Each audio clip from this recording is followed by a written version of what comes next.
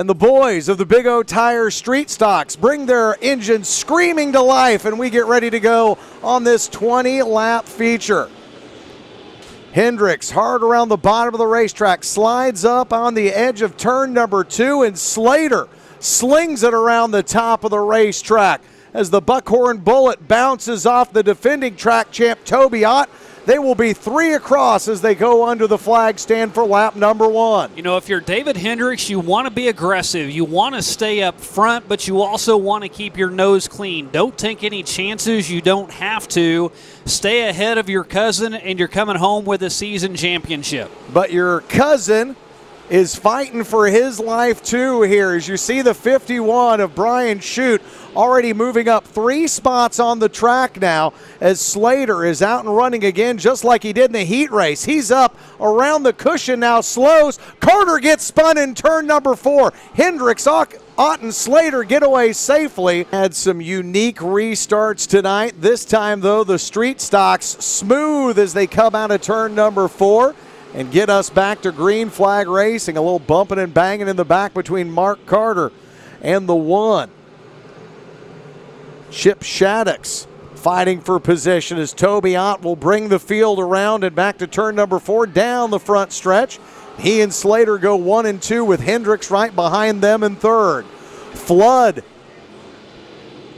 sits in 4th, and now the 111 on the move. That's Tim Brown.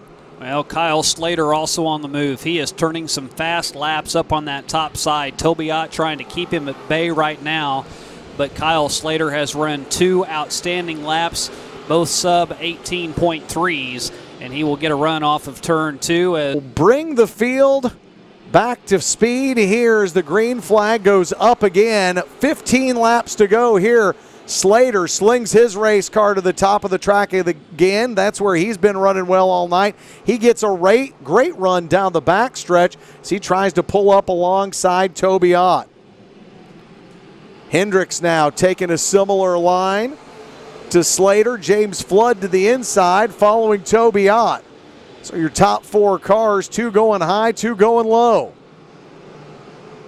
Tim Brown sits in 5th. Brian Shute in 6th. We've got 7 laps in the book here. Toby Ott that time a half a second to the good of Kyle Slater. Well, Slater has been able to work that high side, and Ott's left the door open for him. He has not gone up to block that line. He's found something down low, middle of the track, even 1 groove lower than that, that's working for him. So he has been able to keep about that same distance, about a half a second or so over Kyle Slater, and is well out in front. Kenny Carroll still securely in 3rd. Not a lot of shaking and baking as far as positions being moved in the top 6. David Hendricks trying to hold on to that 3rd spot. Stays around the top of the track, has Flood pinned to his inside. Brian Shute trying to make up ground. Shute's got to get in front of that 54 if he wants to make the points championship interesting here at the end of the 20-lap race. Toby Ott continues to lead as we've reached the midway point of our first of 4 features tonight. This one in the Big O Tire Street Stock Series. You know, not really a lot of passing as we mentioned earlier, but now it is kind of heating up for 3rd as the 42 of James Flood has found something down on the low side, and he is able to gain gradually on the 54 of David Hendricks, and that time around nearly being able to pass him at the start-finish line on that low groove. Your 2017 track champion, the Street Stock Series, Toby Ott, trying to finish 2018 with the success that he had. And Shane Slater goes to the infield now. The driver that was running in 2nd place down into the grass now. Now it's a 2-car battle for 2nd between the Buckhorn Bullet and James Flood. Yeah, something most definitely not right on Slater's car as he just continued to make a hard left and comes to a stop in the infield. He curled it around and it comes to rest on the infield.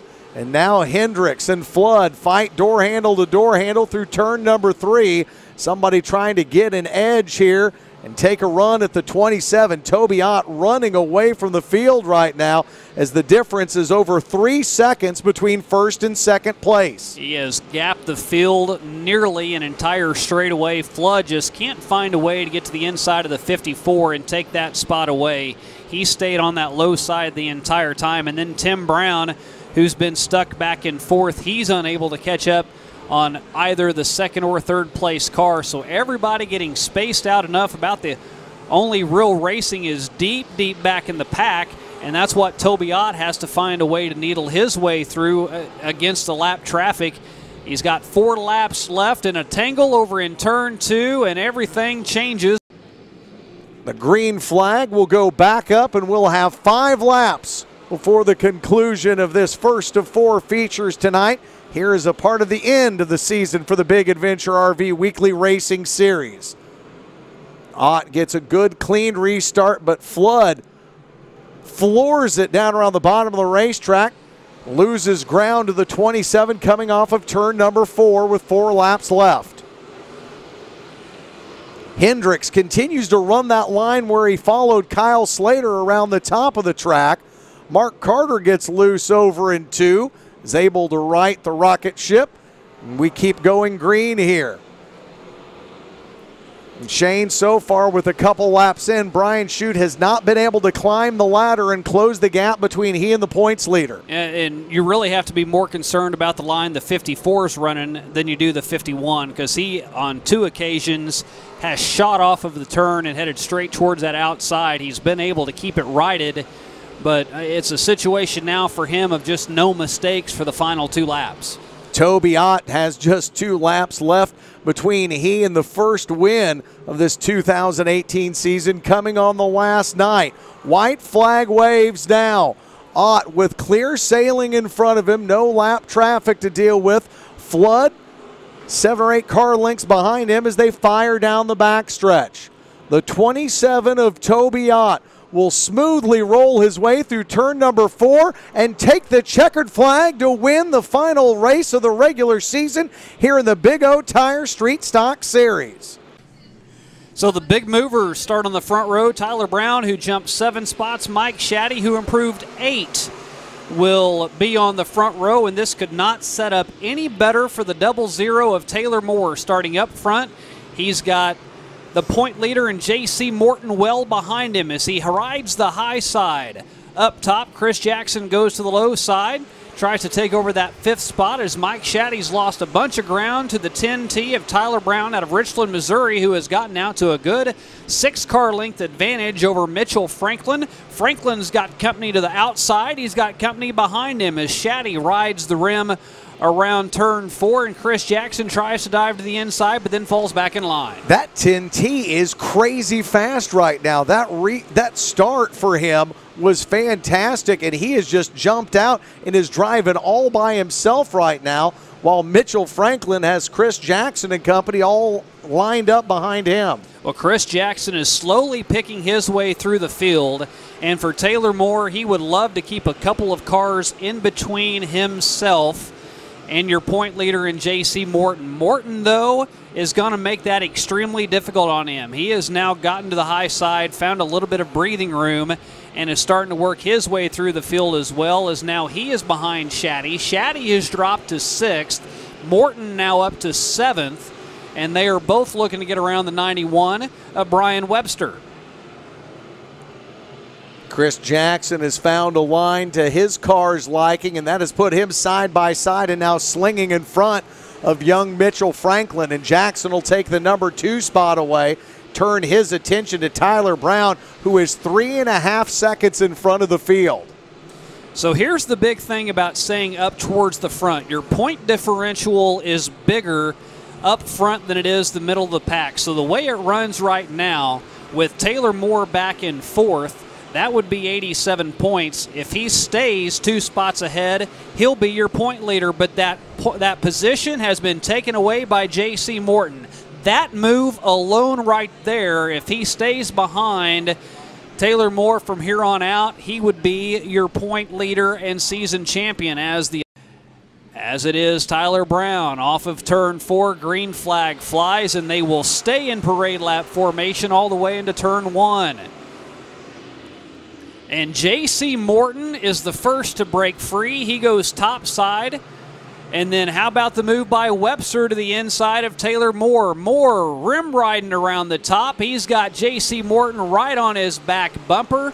As again, the 10T of Tyler Brown checking out on the field. He is starting to gap Chris Jackson, and that has not happened at all this season. Chris Jackson is usually the one pulling away from the field. Yeah, Jackson with that Rubel Racing engine under the hood, he has never had any problems with horsepower, but right now, the 10T of Tyler Brown seems to have more ponies under the hood than just about anybody. It's 0.7 seconds from Brown back to Jackson, then a second and a half back again to Mitchell Franklin. You've got 4 cars all vying for that third spot. Franklin owns it right now, and then nose to tail, it's Taylor Moore and J.C. Morton. And believe it or not, Morton is okay with that. If he stays right behind him from here on out, he'll be your season champion. But you know the 18 wants to get to the front. He wants to send a message tonight that he is the best car. He gets pinned between Franklin and Taylor Moore. He's the meat of the sandwich. He'll take the meat all the way off of turn 2 and grab the lead by a nose over the 00.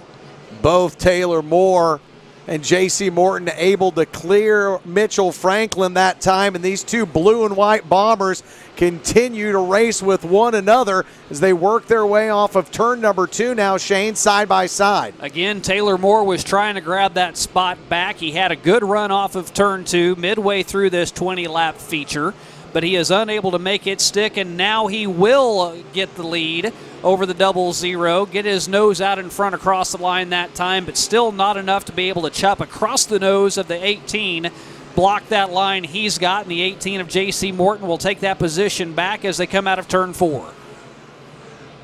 What a great battle back there. 4 points and 4 position between the 00 and the 18. And Shane, after the restart, Tyler Brown has not been able to run away from Chris Jackson the way he did the field early on. You see Jackson trailing him down the front stretch, the differential less than 7/100ths of a second that time. The B of Blake Davidson has taken it to the infield as he got wide off of turn 2, so his car comes to a rest in the grass, and now you see a little more of a battle up front. Chris Jackson starting to get dialed in. The track might be coming to him with 5 laps left. They've got lap traffic to get around as well, and Chris Jackson goes to the high side. He'll take a peek around Tyler Brown. Hannah Frazee will be the next to go a lap down as Jackson gets a great run with 5 to go. He had his nose to the outside. Now there's contact. Your leader into the wall. Chris Jackson goes into the wall as well as there's contact up front, and the yellow will come out. Does anybody have anything for Tyler Brown? Chris Jackson did, but he is out of the picture. Now it's up to J.C. Morton and Taylor Moore to see if they can grab a win, as those 2 cars will ride the high line. Brown stays middle of the track. Franklin will stay in the middle of the track as well as J.C. Morton with a good run. J.C. Morton had a great view of the 2 cars that tangled in front of him. He knows that the 10T is not bashful at all about going up to the high side. That's got to be weighing in on his mind, as now he will work up on that high groove. With 3 laps remaining, he will make a pass and get around the 10T at the line. He'll lead that lap just by 0.2 of a second, hopefully clear the 10T, and he will. So where Chris Jackson couldn't pull off the pass and get around the 10T, J.C. Morton says, look at me, I can do it. Taylor Moore has his mind to doing the same thing now, Shane, with 2 laps to go, continuing to roll around the top of the track. Gets a good run off of turn 2 and pulls right up to the back bumper of the 10T. We've seen crazier things happen this year in the closing laps, especially with your leader. Caution flags come out, and with the white flag in the air, Ricky Watkins turns. We will have a green-white checkered finish. First, we'll see the green. J.C. Morton takes it as Tyler Brown goes low. J.C. Morton goes high, bounces through turns 1 and 2. Tyler Brown Tyler Brown makes a run at him, but unable to make anything stick as they stay lined out single file 1 through 5. The white flag now in the air, and one more circuit around for J.C. Morton. It's a 2-car battle back further in the field as they're too wide, but this is all about your top 3 cars now. J.C. Morton had to work himself through the field, had to find a way to get around Tyler Moore. He did, and he will win not only the race, but he will win the season title at Lucas Oil Speedway. And Darren Fuqua, Jeff Cutshaw. That's whose car's on the side of the 8S. Oh, no. Fuqua, Town, and Cutshaw get us started here in our 20-lap feature for the modifieds. And Town rolls his car trying to get up in front, but the 87, that big-time bail bonds ride, slides up the racetrack, and the teammates will try and come around and make it a 1-2 start. The 87 leads lap 1. That's Darren Fuqua. And boy, you and I are going to have our work cut out for us. The 87 is at the front of the pack and toward the back of the pack, just to make it really confusing. Fuqua, Town, Cutshaw, Wolf, your top 4 with the 98 of Peyton Phillips, sitting back in 5th place right now. Cutshaw around the bottom of the racetrack. Then he went on to win week 6, week 8, 9. Then, since then, he's kind of fallen off, but that 87 looks like it's ready to finish off a championship here tonight. He bounces it around turn number 1, crosses over Lance Town. Town had the lead for about half a second before the 87 fired back out in front. It's amazing to watch Darren Fuqua. He can take just about any line through a turn and make it work. He can either stay on the high side the entire time, he can diamond it, cut down, and then fly off to the high side whenever you hit the straight. He can make just about anything work and keep his momentum going. Cutshaw and Town now racing behind the 87 of Darren Fuqua. Peyton Phillips now coming up in 4th. Town bounces it a little bit out of turn number 2, and that opens the door for Cutshaw. Cutshaw now vying for that 2nd spot, trying to split up the teammates of the 87 and the 21T, but Town able to push it to the floor and holds on to the spot as they enter turn 1. Well, that low side is just tough going as Cutshaw bounced through it. You saw Jason Pursley go down there as well. He had a couple of wheel hops as well. That low side, especially over in turn 1 and 2, extremely tough to navigate. That's why you watch Fuqua rim riding around the top of the racetrack, able to avoid that. He slides it down in the middle of turn number 2 and has a good lead on the rest of the field the last time by. They will bat last in this one tonight as the championship night continues, and Darren Fuqua will take the green flag and get us back to racing. Town trying to get around Cutshaw and does. Now you've got a pair of 98s behind the teammates. Fuqua in Town 1 and 2, and then the 98 of Jeff Cutshaw, the 98 of Peyton Phillips. Pursley continues to run that line around the bottom of the racetrack. Shane, he's about the only one that's got that working right now. Yeah, everybody else has tried to go middle to upper groove. And over in turns 1 and 2, that's really the route to take. And earlier in the night, that was not the path you wanted to go. Darren Fuqua will dive that 87 down to the bottom of the track. A little bump in between he and the 21T as the green flag goes back up in the air and we get back to racing. Look at John Sheets on the outside. Gets pinched up by Jeff Cutshaw, but what a run. He's really making the high line work as he's trying to get around both Pursley and Jeff Cutshaw. He is making a charge here. The 8S of John Sheets trying his hand around the top of the racetrack. That's where the 87 and the 21T have had a lot of their success and why they've been running 1-2 most of the night. Cutshaw bounces his ride through the middle of turn 4. Gains a little ground on Lance Town, but not enough to pull alongside just yet. Fuqua out now with 7-8 car lengths on the field and gets a big run down the back stretch as we've reached the midway point of the race. Cutshaw at the bottom, Town through the middle again. Town gets pinched up against the wall and continues to roll around the high side. He and Cutshaw, that's been a great battle there for second. Cutshaw loses some ground, and that opens the door for Sheets and Pursley as they now look to split the 98 as they come out of turn 4. John Sheets with the run. They will both get past him at the line, but Cutshaw stays in the gas and keeps it 3 wide all the way through the turn. 3 across, and they'll be 3 across through turn number 3 now as you see the 38 to the 98 to the 8 as they slide it through 4, and Sheets will come out on top and try to pull ahead of the other 2 racers. John Sheets has improved 16 positions in 13 laps. That's tough to do in this division with so many strong cars up in front of you. 6 laps to go now for Darren Fuqua, who continues to roll his race car around the top of this track.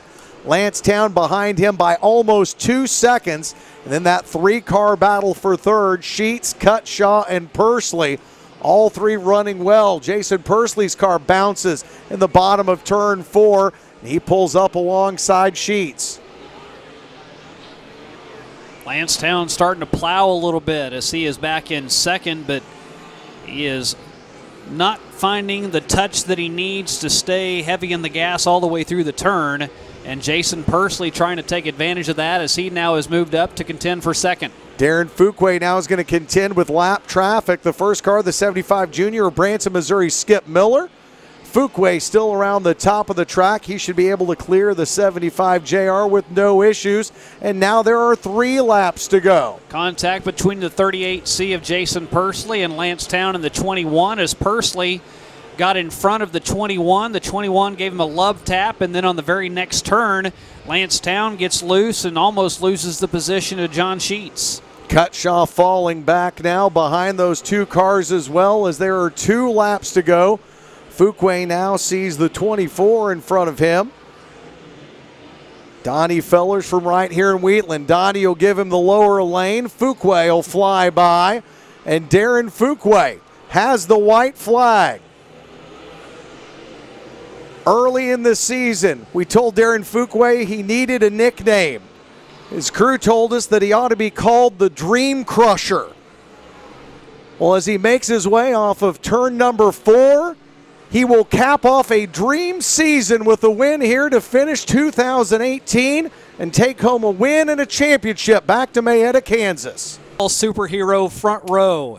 You've got the Flash on the outside, the Boy Wonder on the inside, the green flag flies, and we are back to racing action. Our final feature of the regular season, and Caden Cornell will jump out in front, but the Flash gets a great run, stays right on his bumper as they head into 3 and 4. A wide turn by Caden Cornell, and that's going to cost him as Johnny Finewall looks to the inside. Will take that position away 1 lap in. Aaron Morant has worked his way up to 4th. He's looking for more to the inside of Walt Imhoff. So within 2 laps, nearly your top 3 in the points are top 3 on the track. And now they are as Morant goes underneath the 69 Imhoff construction ride and will have some work to do to pull up on the back bumper of the white 5-0 as Cornell chases Johnny Finewald around the track here. Top 3 in points, the top 3 on the track, and they are going to quickly catch up to the back of Jimmy Jobe. Yeah, Jimmy Jobe quickly had something go awry on his car, so he has been lapped already.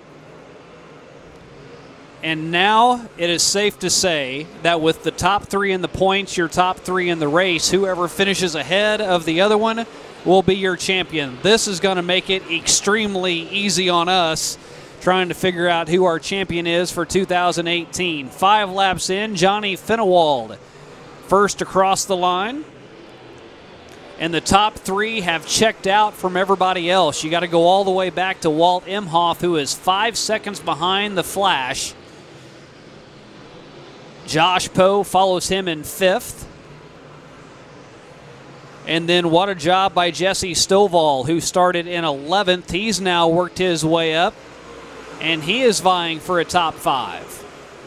You know, Johnny Finewald had kind of a funny start to his season. That car broke on him on week 1. A couple weeks later, he got DQ'd for weight. But since then, The Flash has been one of the fastest men on the track each and every Saturday night here, and he's showing you how dominant he can be right now. And look out, Caden Cornell, because here comes Aaron Morant. A 1.4 second lead over Caden Cornell. Aaron Morant right behind him. And those three undoubtedly the fastest. They are now nearly a half a lap in front of the fourth place running Jesse Stovall, who in no time has gotten up and will, if there's a caution that comes out, and I know I'm not going to jinx it for everybody, but Jesse Stovall will become a player in this if that happens, as he's back in fourth right now. The lead cars again working around Jimmy Jobe to put him 2 laps down. Ashley Lancaster will be the next to fall to the wayside of the lead pack. Fenawald changing up his line that time by Shane, going to the inside, trying to navigate his way through the lap traffic. Caden Cornell will follow suit as they all try to get underneath the 16 of Lancaster now as they work their way back to 1. Fenawald has gotten around Lancaster. Next to go down would be the 99 of Larry Jones. And Fenawald would go to the high side. But look at Caden Cornell, the run he got getting around Lancaster. He's unable to really make that stick. He has to lift off the gas just a little bit and fall behind the 21. But Caden Cornell, that last time around, found a line that worked to catch up with him, and he will nosedive again. He's trying to make a run and catch up with the 21. All the while, these two cars, Shane, are pulling away from the 1X. Aaron Morant having trouble getting around the 99 and the 16 as he is yet to be able to find a clear line to make his way around and try to keep up with the front 2 runners. Oh, but look through the windshield of the 21 and that mess of lap traffic he's going to have to find a way to pick through. Caden Cornell can really take advantage of this right now if he plays his cards right. You got to look down to the low side. Everybody seems to be drifting high, and that's where he goes. They will both get around the lapped car that time. Caden Cornell is getting ever so close to the 21 of Johnny Fenawald. Fenawald will make contact. True Love gets into him. Cornell dodges that bullet as he goes to the inside. 2 and 3 wide lap traffic in front of your lead cars on the front stretch. It's like a bad Tetris game right now, trying to figure out a way through all of these nooks and crannies with all these lapped cars beating and banging in front of your top 3 drivers that are trying to win the championship. And Aaron Morant now, who is losing positions. Caden Cornell got stuck behind True Love whenever he got to the high side. Couldn't make a clean pass through him. That has allowed Aaron Morant with 3 laps left to catch up with him. And all of that getting through the lap traffic has allowed Johnny Fenawald to stretch out and get in front of Caden Cornell. But how about this move by Caden? He gets around Chad Richwine as he pulls the slide job and makes that move.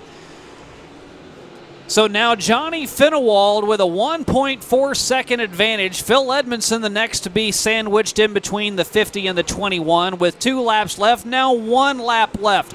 Johnny Fenawald, all he has to do is keep his nose clean as Cornell will make one more final run. But Johnny Fenawald with a 4-car length advantage. 2 more left-hand turns to go. He will find the front stretch and he will see the checkered flag wave. Caden Cornell comes home in second, and Aaron Morant will go from your current point leader coming in all the way back to 3rd place, and Johnny Fenawald will win the race and win the championship.